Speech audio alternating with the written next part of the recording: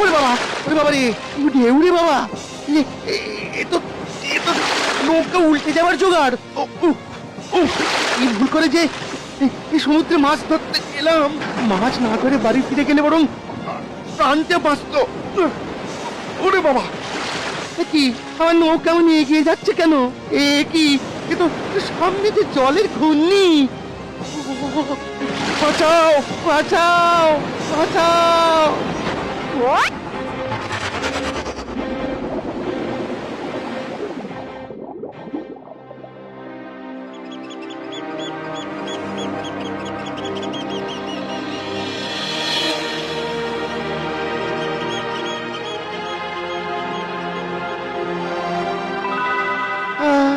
আমি কোথায়? আমি কি মরে গেছি? আরে বাবা, না না না, তাহলে হয়তো আমি বেঁচেই আছি। ও এই তো, আরে এই পিঁপড়েটাই তো কামড়েছে। আরে এইরকম সোনার রঙের পিঁপড়ে তো আগে কখনো দেখিনি।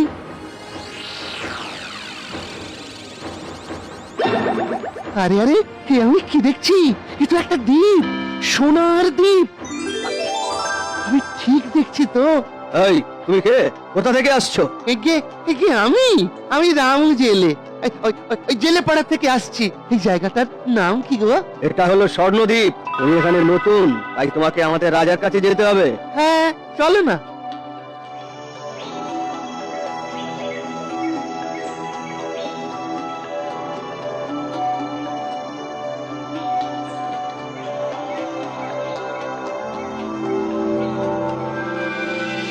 প্রণাম রাজামশাই।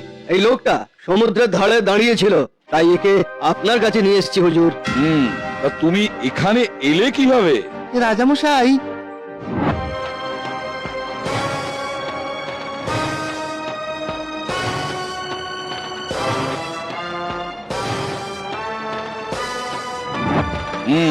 তোমার কথা শুনে মনে হচ্ছে তুমি ভালো মানুষ। আসলে ওই জলের ঘূর্ণি তোমাদের পৃথিবী থেকে আমাদের স্বর্ণরাজ্যে আসা যাওয়ার রাস্তা। তুমি যেমন এসেছো তেমন ফিরেও যেতে পারবে। আমাকে ফিরতে হবে রাজামশাই। মাছ না ধরলে আমি তো খেতে পারবো না। তার সমাধান আমি করে দিচ্ছি। আমাদের এই রাজ্যের নদীতে অনেক এমন মাছ আছে যা তোমাদের নদীতে নেই। সেই সব মাছ তুমি এখান থেকে নিয়ে যেতে পারো। ধন্যবাদ রাজামশাই, তাহলে তো আমার খুব উপকার হয়। কিন্তু খবরদার, এক টুকরো সোনা নিয়ে যেও না। তুমি যদি এখান থেকে সোনা নিয়ে যাও, তাহলে তোমার রাজ্যে ফেরার পর সেই সোনা প্রতি মুহূর্তে দ্বিগুণ হতে শুরু করবে, আর তাতে তোমার অনেক বড় ক্ষতি হবে। সোনায় আমার লোভ নেই রাজামশাই, দুটো মাছ ধরতে পারলেই আমি খুশি।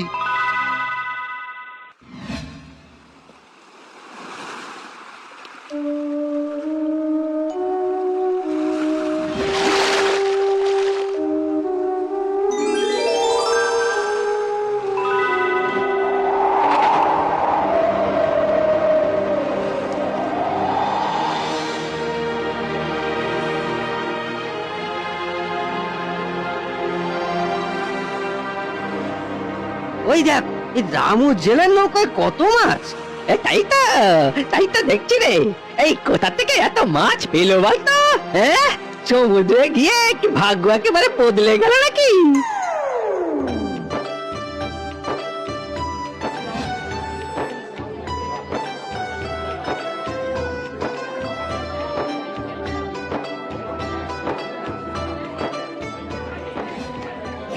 দাদা দাদা, ওই মাছটা, ওই মাছটা, আরে ওইটা আমাকে দাও না।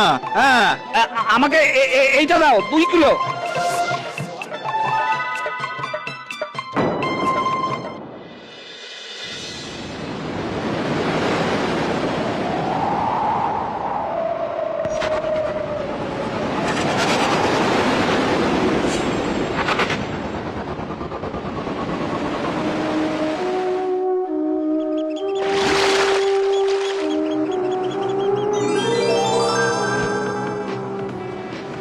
আচ্ছা, এই ব্যাপার তাহলে।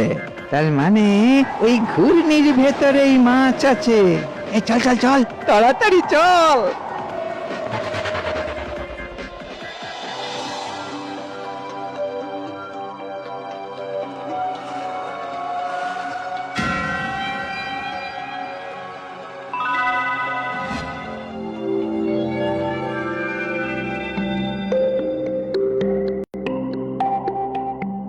আমি যা যা বললাম সব মনে থাকবে তো?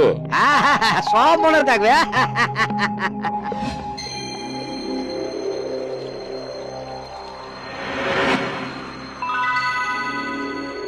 কি দাদা, শুধু মাছই ধরবে তো নাকি? হ্যাঁ, পাগল নাকি? এত সোনা ফেলে কেউ মাছ নিয়ে যায়? রাজা মশাই যা বললো। ও পাগলা রাজা। আরে সোনা দ্বিগুণ হয়ে গেলে নাকি ক্ষতি হবে? আরে চল চল চল, কয়েকটা সোনার গাছের ডালপালাও নিয়ে যাই, চল।